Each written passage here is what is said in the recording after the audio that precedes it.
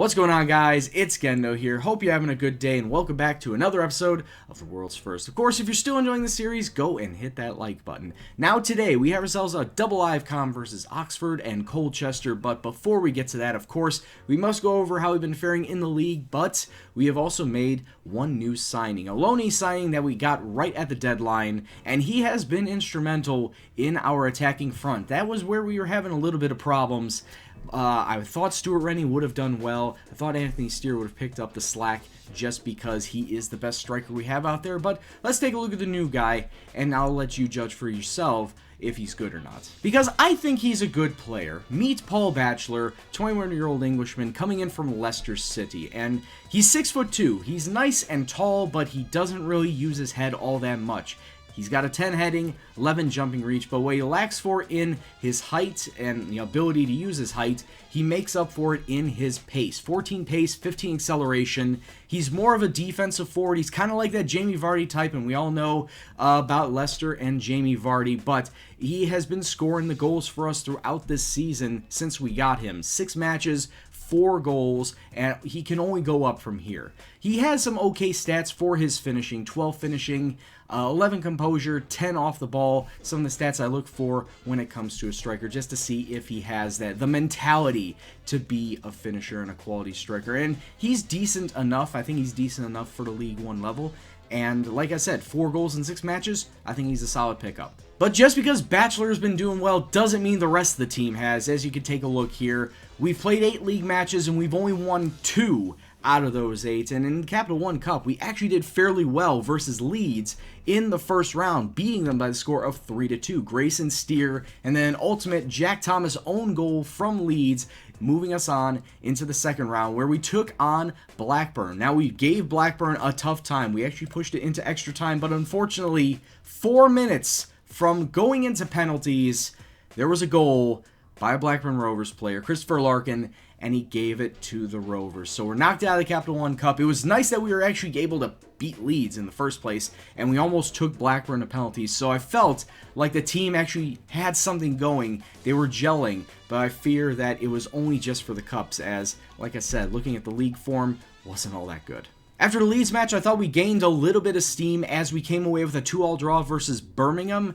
though the little bit of downside of this was we were leading 2-0 at the half. Beedling and Rowley getting goals, but unfortunately the defense could not hold, led to 2 more goals on the second end for Birmingham, and that led us to only getting 1 point. And then right after that, 4-match skid was not good against Walsall, Bradford City, and Barnsley, as we only scored 2 goals out of those 3 matches while conceding 7. That's not good, especially since, like I said in the first match of the season, I felt that I needed to switch up this defense, and based off of the performance, it didn't look like I changed anything. It looks like everything has remained the same, and that's not good. But in the final 3 matches, we were able to pick up 2 wins out of those in Coventry and Millwall, beating them by the scores of 3-1 and 2-1 respectively. Steer Gallagher and Paul Batchelor coming away with the 3 goals against Coventry, and then Paul Batchelor with a brace versus Millwall. They were able to get one back at the death, but it didn't matter as we sealed all 3 points on that day. Stuck in between that, though, a 1-0 loss to Middlesbrough, where I feel like this could have come away with a draw if it wasn't for the early mistake by Kyle Rowley. As you can see, own goal within the 2nd minute. Each side played well enough that they could have come away with the victory on the day, but there wasn't anything to separate. It was just the own goal, a very unfortunate own goal. So that sees us up into 18th place. I know it's early on in the season, but the further I can distance myself away from the red, the better. As I said before, consolidation is key, and then get better for next season. So want to try and stay away from the relegation zone as much as possible. The 2 teams we're facing on today in Oxford and Colchester, one's doing relatively good and the other doing relatively bad. Oxford are sitting up in 8th, Colchester down in 22nd. So you feel like something should happen today. Don't know what, but something, maybe a result. Anyway, let's get into the match versus Oxford. So Oxford are going to come out and match us 4-4-2 to 4-4-2, and this is how we're going to line up. Jack Bonham is going to be in the net. Kewan Marsh-Brown is going to get a rare start today. He didn't really impress me in the preseason friendlies, and then the one match that brought him out in the league did not do well whatsoever, so I'm taking a risk here. Anyway, the rest of the back line is Angel, Rowley, and Senior. Our 4 mids will be Amena, Gallagher, Gamblin, and Kelly, and the 2 guys up front, Anthony Steer and Paul Batchelor. Hopefully they can combine with a decent strike force today, get us some goals, and hopefully get us a win. But let's kick off and see what happens. Not even 5 minutes in, Oxford had a little bit of a decent attacking front, but we were able to steal the ball. And now we're coming up the wing. Amena to Marsh-Brown. He can put in a decent cross. I know he does. He's got the stats for it, and he does! He finds Paul Batchelor, his 5th goal in 7 matches. This guy was a great pickup, and it's 1-0 to Sheffield. Absolutely proving why he was a great deadline day loanee signing. And then Marsh-Brown proving why he should be out on the pitch as well. It's a decent cross. Paul Batchelor rises highest and sticks it in the back of the net. 23 minutes gone, steered. Nice ball through to Batchelor. What's he going to do with it? Tries to round the keeper, but to the wrong side. He went to the short side and couldn't get a good angle. Oxford now on a counterattack. Here they come once again. Marsh-Brown with a really bad tackle as the ball goes directly to an Oxford player. Ball lumped over the top, goes far post, tried to go for that far post goal. Here it comes once again. It's a goal because of a defensive blunder. Angel just heads it directly to Curtis Main, and it's 1-1. I don't even know what to tell you. It was a good cross from Donahue. Bonham got a hand on it. The defense were just staring at the goalkeeper. They weren't even looking at the ball. Long ball lumped over the top. Batchelor has the speed, and Batchelor puts it away. It's his 2nd of the day, and it's his 6th goal of the season. Puts us back up into the lead. 2-1 Sheffield. Oh boy, I feel like this match is going to be going back and forth throughout the entirety of the 90 minutes. What a good long ball from Liam Angel, the back line all the way up to the front, and he just sneaks it inside that post. 2-1 Sheffield. Bad pass. Why? Amena, you have decent passing. You have better passing than that. Ball coming inside. Oxford takes a shot. I'm surprised he missed that.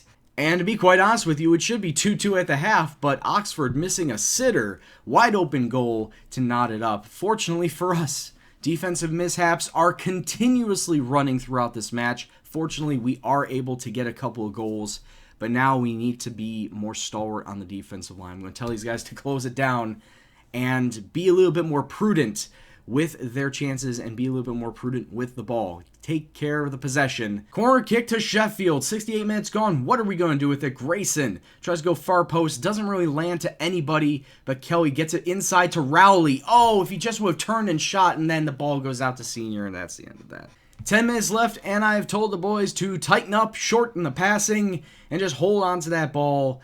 Just hold on to the lead. Ball out to Marsh-Brown to Grayson. Not using the wings anymore. Going through the center. Gamblin to Stuart Rennie. Does have a couple of red shirts in the box. Opts to go back outside. Grayson to Kelly. Inside to Batchelor, who does pass to Gamblin. It's in. If the ref calls it, he looked offside. It's Tom Gamblin's 1st goal of the season. It's 3-1 to Sheffield. And with just 9 minutes left to play, it looks like we got this win in the bag. That was some great passing to set all this up, too. Batchelor slipping it through. Shades of, or thoughts of being offside. There were no hands going up. Jack Sr. has been a really bad left back since I picked him up. And his mistake led to this goal by Oxford. They're back in the match. It's 3-2 with 2 minutes left. Jack Sr. cleared it out to the center line, and then Oxford just take it right down the pitch, virtually untouched, to get their 2nd goal. Come on, boys. Hold it down. Hold on to it. 3 minutes left on the clock. Just close it down. Don't let them get a 3rd goal. And there it is. We did close it down in the end. Very nervy, but once again, another clean sheet. Another missed opportunity at a clean sheet, I should say. But Oxford doing well early in the season. It's good to beat a team above us. Now we need to go and beat a team below us in Colchester, so we'll come right back to that one. All right, and we're back versus Colchester, and there are only going to be 2 changes from the last time out. McCullough is coming in net, and Noah Baba is taking his rightful place at right back. Everyone else remains the same. Got to keep the familiarity up. Hopefully, we continue to stack wins against a team that is sitting in the relegation zone right now. So cross fingers. Hopefully, everything goes well, but let's kick off and see what happens. Amena being bullied by 2 guys. Try to put in a cross. It finds Gallagher to Gamble. Gamblin slipping it through. Anthony Steer, who's going to get it? It's just being bounced around, and finally somebody on our end puts it on net, and it's a goal. Sam Kelly, the left winger, from across from the right side. It's 1-0 Sheffield. Bouncing around the box, we've just been given all sorts of pressure from Colchester, and then it falls to Amena, the right winger, and the left winger gets it on the other side, far post cross for a goal. Free kick, Noe Baba gets it inside to Rowley. Oh, he hit it across the face of goal, and the goalkeeper was right there. If he just would have taken the short corner, could have possibly slipped through for a second, but we'll never know. Colchester with a nice long ball up the wing, but Kyle Rowley, he fouls a man. He's already on a yellow card. I told him to stop tackling hard, but we're down to 10 men now. All right, so what I'm going to do is I'm going to bring Jeremy Arthur on for Tom Gamblin, drop him down to the center. Gallagher is going to move over to the middle, and I'm just going to tell everyone, hey, just tighten it up a bit, but be more narrow. Play predominantly through the center, and try not to give up too many goals now. It's going to be all Colchester from here on out, and there it is. Within a minute of that sending off, they get the equalizer. It's 1-1. It's not ideal. It's never going to be ideal when you're down to 10 men, and we need to get more players on our end. There you go, McCullough, doing his best Manuel Neuer impersonation, but defensively. What is going on here? It's like we have lost all of our pace, and Colchester are exploiting the 10-man advantage, and it's a good clearance away.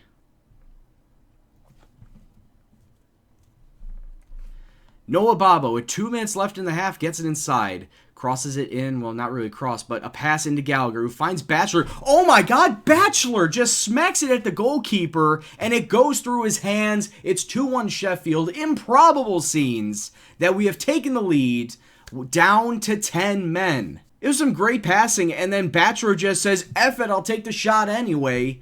Goalkeeper spills it into his own net, and it's 2-1 to Sheffield. Cannot allow Colchester to score again, and I don't know if I should just play with the same system I'm going or scrunch everybody inside. I think I'm just going to stay with what I'm doing right now. It seems to be working for the most part. I may actually sub in a 5th defender for a striker if the need arises. That I need to be more defensive. All right, with 20 minutes left, what I said I was going to do is exactly what I am going to do. Anthony Steer is going to be coming off for a 5th defender, and that is either going to be Marsh Brown or Beedling. It's going to be Tom Beedling in that 5th center defense role, actually just 5th defense role, and we're going to play a 5-3-1, very defensive, very structured. Don't move from your spots, keep the lead. Ball coming inside, everybody is... Oh, are you serious? I want to see the replay. That is the most bullshit goal I've ever seen. Free kick comes in. It's an easy header. McCullough makes the save. That's bullshit. That's bullshit, and you know it. Corner for Colchester with 9 minutes to go, and there it is. The comeback is complete. Or I should say, the destruction on our part is complete, as we're now losing 3-2. I just don't know what to say. It was always going to be hard. It's a good goal. And there it is, full time. Colchester get themselves a very deserved victory, a very lucky victory as well. Let's be honest, it was always going to be hard when we were down a man. We were lucky when we got our goal to put us up 2-1, and I felt that switching to 5 defenders would have done something. It would have created a wall that Colchester would not have gotten past and scored, and it just so happened that it didn't matter how many people we put back there. It was the defensive blunders. And it was McCullough. I don't know what the hell McCullough was thinking for that second goal. It's a very humbling and humiliating loss is what it is. And that, at the end of the day, is going to push us back down to 18th. Yes, we were up to 17th, and now we're back down to 18th. So no real change at the end of the day. Oh well, let's take a look at when we'll be coming back for the next episode, and we'll see if we can't turn this around. So we have a couple of cups coming up, the John Stones Paint Trophy and the FA Cup itself. I feel like for next episode, just to get a good number of matches in, we're going to do the FA Cup as well as Yeovil. Yes, I know, Yeovil, the guys that gave us trouble last season. hopefully we can do well against them this season. They are sitting in third place right now, so all signs point to it's going to be difficult. But I feel like it's a decent enough challenge to help establish if we're going to stay in League One this season. So when we come back, FA Cup and Yeovil double live com. So until that time, I'd like to thank you all very much for watching. Of course, if you like what you saw, go and smash that like button. It lets me know that you're still interested in the series, as well as if you're new, go and hit that subscribe button. Any comments, suggestions, questions, anything else at all, please leave in the comment box below. But as always, this is Gendo, and I'll see you in the next video. Take care, and peace out.